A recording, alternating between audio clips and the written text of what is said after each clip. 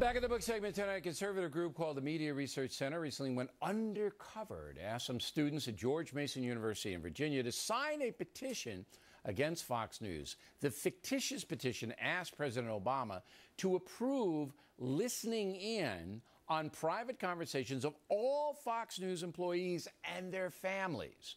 Absurd, of course, but here's what happened. Just so we make sure that Fox is telling the truth and not spinning their vicious lies. Do you want to help us in that? Yes, please. All right. I'm gonna, yeah. You're going to take a pass? What about you, miss? I don't mind. All right, you're great. Though I hate Fox News. Yeah, well, me too. I mean, Fox News is the worst. Okay, I hate them. Oh, okay, yeah, great. A lot of folks don't like Fox News. Do you watch it at all? I avoid it. You avoid it at all I watch costs? it through Jon Stewart. As much as I dislike Fox News, Yeah. I also agree with their freedom of speech to say what they like. It's all my grandmother watches, so Really? trust me, I gotcha. What's your grandma like? She's old and conservative and set in her ways. Surveillance without a warrant? That's, Well, right, but I mean, it's Fox News. yeah, so what? Oh, all right, man. I didn't have a comment. Monica Crowley now comes. So just the stats here. And then the guy who was getting a petition, he was the undercover guy, the conservative guy. He wasn't serious what he was saying. About 16 students were interviewed in 45 minutes.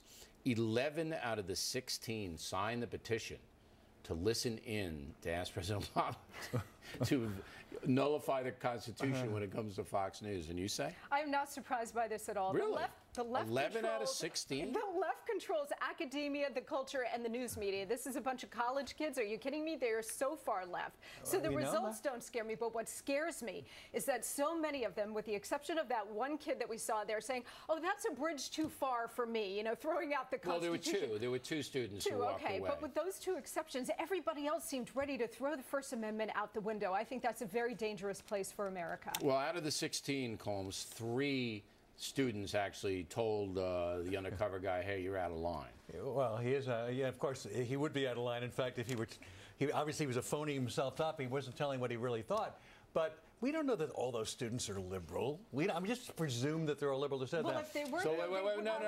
So what would you presume they were if they were signing a petition I think some of them to may have been illegally nothing. listen in on your conversation? Oh, there's nothing very exciting there anyway, as you well know. But there's you know, who knows what they are? They may be nothing. They may be nothing. They may be nothing. But the fact is that you fight free speech with additional free speech. You don't try to silence anybody. That would not be the liberal position. Here's the deal. We did this earlier in a broadcast, this insane statement by the University of Pennsylvania, a prestigious school, teacher that ties in white supremacy for some pro-life people. When you get to the point where there isn't any rationality, and I think that a lot of college campuses, you're right at that point, right now. Big schools. You know, George Mason, a pretty good school, right? University of Pennsylvania, it's 50 grand to go there and listen to this one.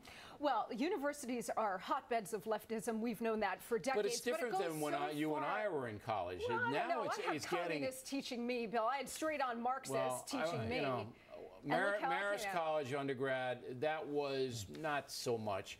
Boston U and Harvard, yes, right, they were left, but they weren't out of control. It's deeper than that because the leftist indoctrination is now starting in kindergarten, first grade, all the way through. So by the time these kids get to college, they're on the far left and they're willing to throw out the First Amendment. And everything's the far left. There's no middle left. There's no right left. Everything's far left. I don't understand your objection to this characterization because obviously this is what it is. You're trying to use this to prove that education is somehow too liberal and therefore these kids are dumb. I think we're saying effectively that George Mason University isn't Brown, all right, and it's not the University of California at Berkeley.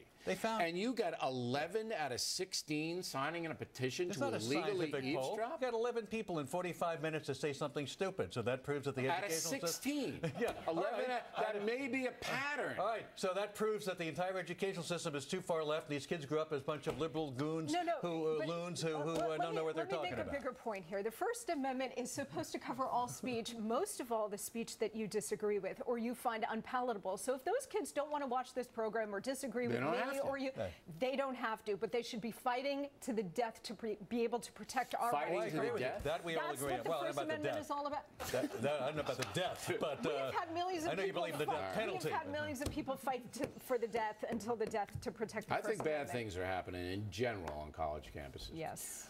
And here is an update on a program to help severely